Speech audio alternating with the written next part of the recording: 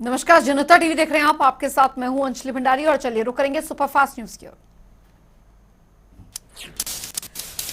अखिलेश यादव के गढ़ में गृह मंत्री अमित शाह हुंकार भरेंगे। आजमगढ़ में विश्वविद्यालय के शिलान्यास का प्रोग्राम, बस्ती में सांसद खेल महाकुंभ की भी करेंगे शुरुआत।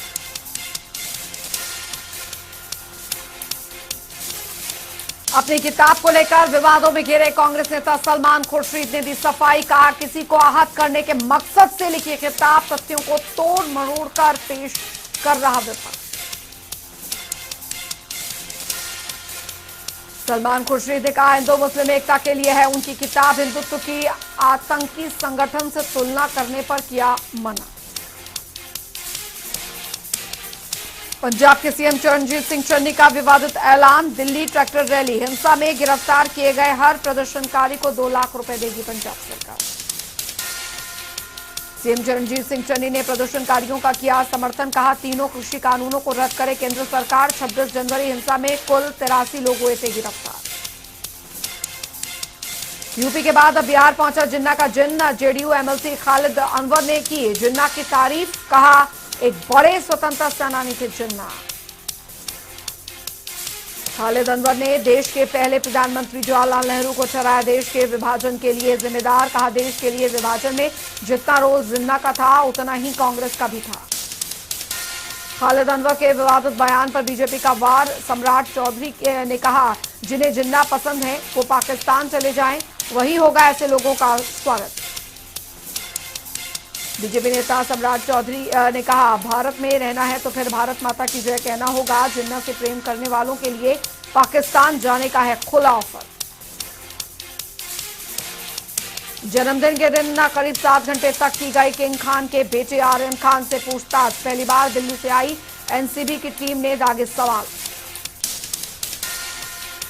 महाराष्ट्र तक पहुंची त्रिपुरा हिंसा की आंच। बंद के दौरान कई जिलों में हिंसक प्रदर्शन और तोड़फोड़। जबरन बंद करवाई गई दुकानें। नांदेड़ से सामने आया हिंसा का सीसीटीवी फुटेज। प्रदर्शनकारियों ने एक गाड़ी पर किया हमला। पुलिस की गाड़ी पर भी हमला और तोड़फोड़।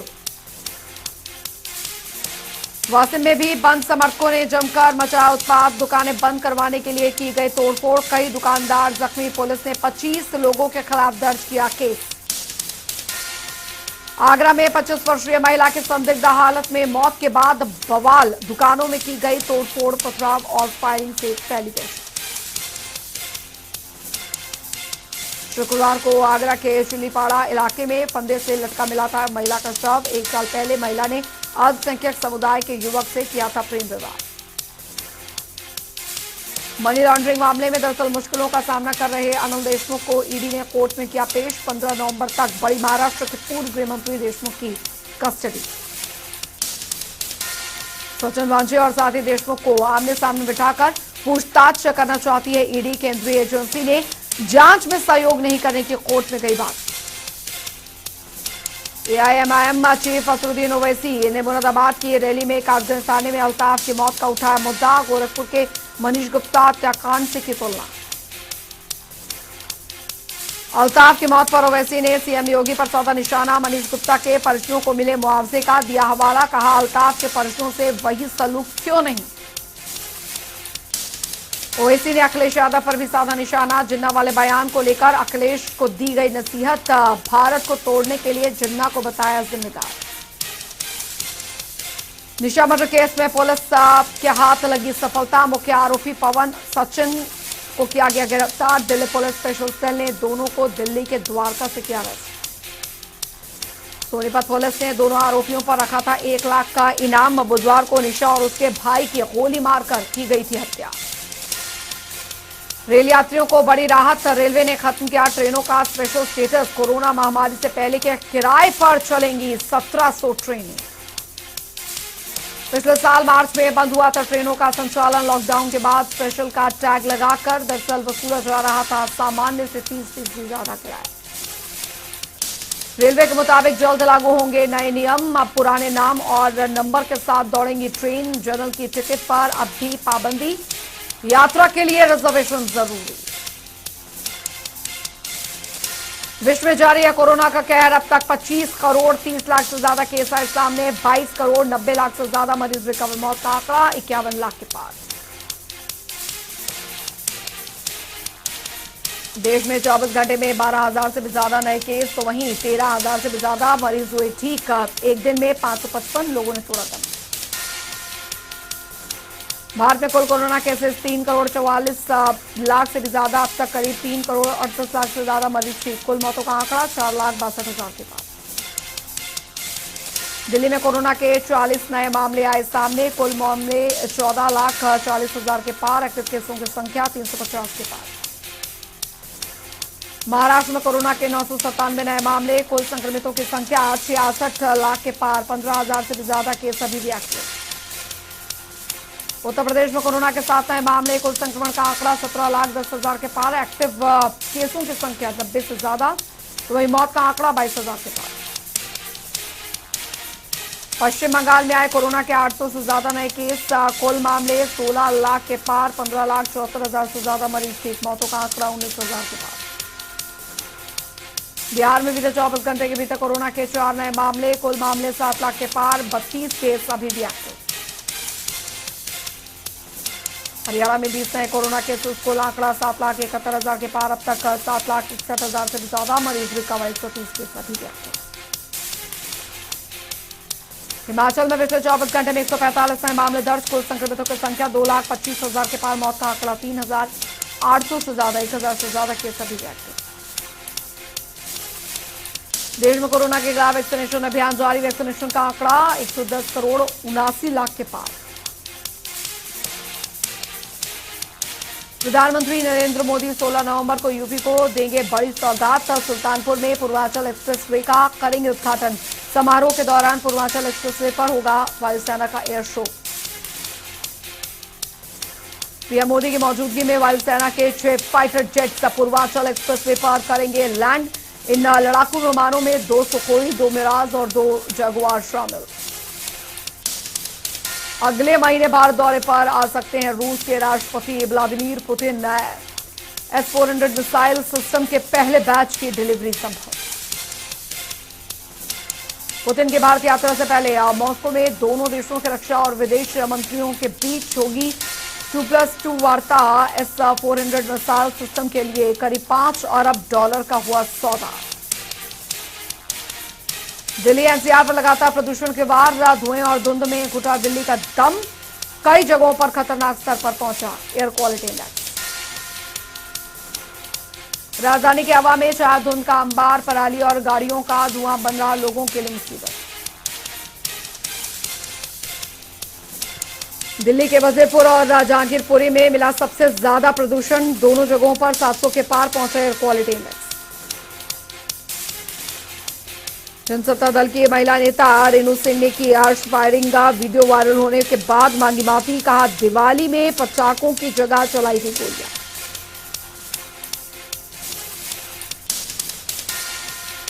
जनसत्ता दल की नेता रेणु सिंह ने कहा सिर्फ टेस्ट के लिए की थी आर्श फायरिंग। बात का बनाया गया बवंडर। फिलहाल पुलिस ने जांच के दिए निर्देश। सीएम मनोहर लाल की अध्यक्षता में श्राइन बोर्ड की बैठक। 15 से 19 नवंबर तक लगने वाले कपाल मोचन मेले को लेकर हुई चर्चा। सीएम ने अधिकारियों को मेले के लिए खास इंतजाम करने के दिए निर्देश। कहा मेले में 8 लाख श्रद्धालुओं के आने का अनुमान। बैठक के दौरान बोले सीएम मनोहर लाल। कहा मेले में शामिल होने के लिए श्रद्धालुओं को करवाना होगा पंजीकरण। कोविड नियमों का भी करना होगा पालन। धरने पर बैठे आंदोलनकारियों को लेकर गृह मंत्री अनिल विज का बयान। कहा प्रजातंत्र में हर मुद्दा बातचीत से होता है हल, लेकिन आंदोलनकारी बातचीत के लिए नहीं आ रहे आगे। जन जागरण अभियान चलाने को लेकर अनिल विज ने राहुल गांधी पर कसा तंज। कहा कांग्रेस के जन जागरण अभियान का नतीजा इलाहाबाद उपचुनाव में सभी ने देखा। एक राष्ट्रीय पार्टी की जमानत तक हुई जब्त।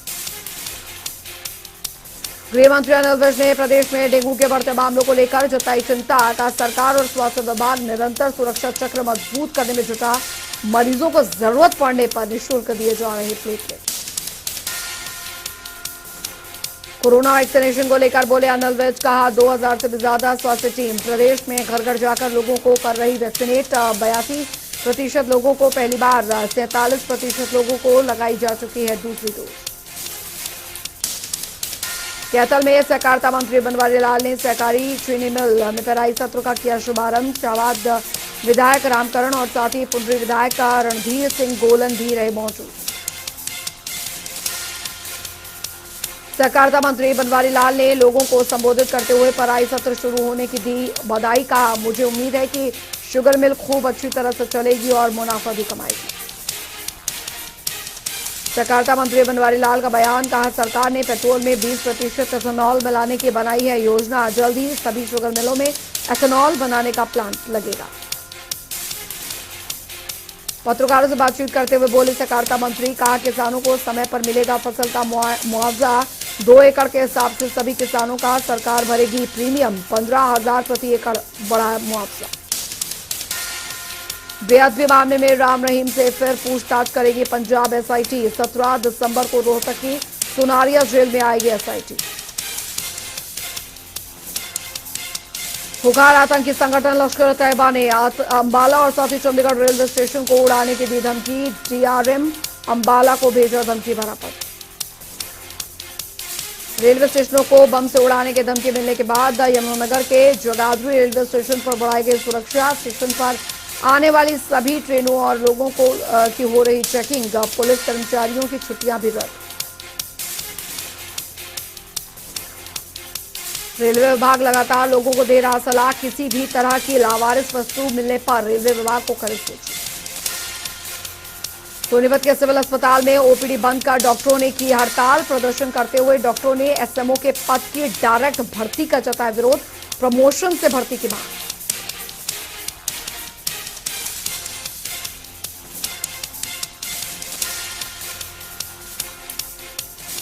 में भी डॉक्टरों ने अपनी मांगों को लेकर की अप एंड डाउन हड़ताल। ओपीडी का गेट बंद कर प्रशासन के खिलाफ जमकर की नारेबाजी। जल्द मांग पूरी न होने पर प्रशासन को बड़े प्रदर्शन की दी चेतावनी।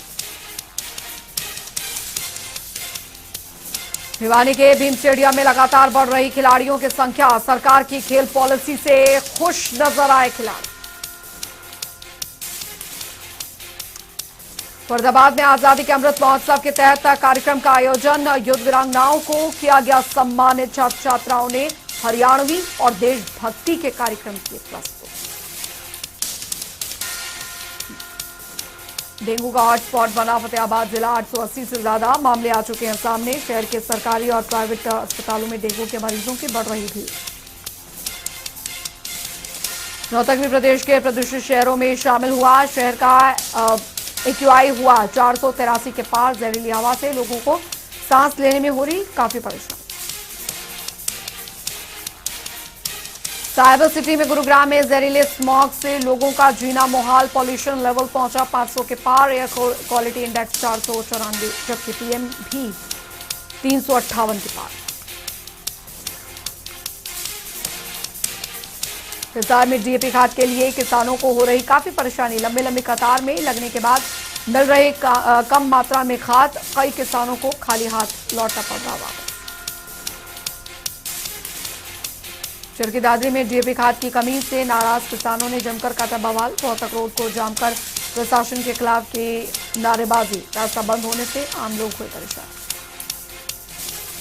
किसानों के प्रदर्शन को देख मौके पर पहुंचा प्रशासनिक अमला। जल्द खाद उपलब्ध कराने का आश्वासन देकर खुलवाया रास्ता। सिरसा में भी डीएपी खाद की किल्लत बरकरार। किसानों के खाद से भरे ट्रक को बीच रास्ते में रोककर लगाया जाम। प्रशासन के खिलाफ जमकर की नारेबाजी। फतेहाबाद में हरी सब्जियों के बढ़ते दामों ने बिगाड़ा रसोई का बजट। हरी सब्जियों के दामों में जबरदस्त उछाल। टमाटर हुआ 60 से 70 प्रति किलो। वहीं प्याज और कई सब्जियों के दामों में हुई बढ़ोतरी। यमुनानगर में नशा मुक्ति को लेकर 10 संगोष्ठी का आयोजन। आईजी भारती अरोड़ा ने मुख्य अतिथि के रूप में किए कार्यक्रम में शिरकत। नशे के आदी हो रहे युवाओं के भविष्य को लेकर आईजी भारती सिंह ने जताई चिंता। किसी भी हाल में नशे के नहीं बिकने देने के अधिकारियों को दिए निर्देश।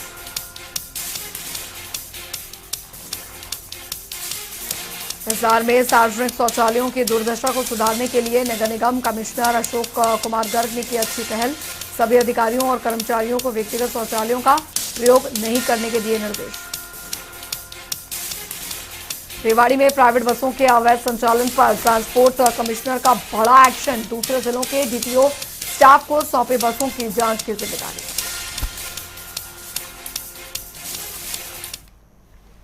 सुपरफास्ट न्यूज में अभी के लिए फिलहाल इतना ही। एक ब्रेक, लेकिन जनता टीवी पर खबरों का सिलसिला लगातार जारी है।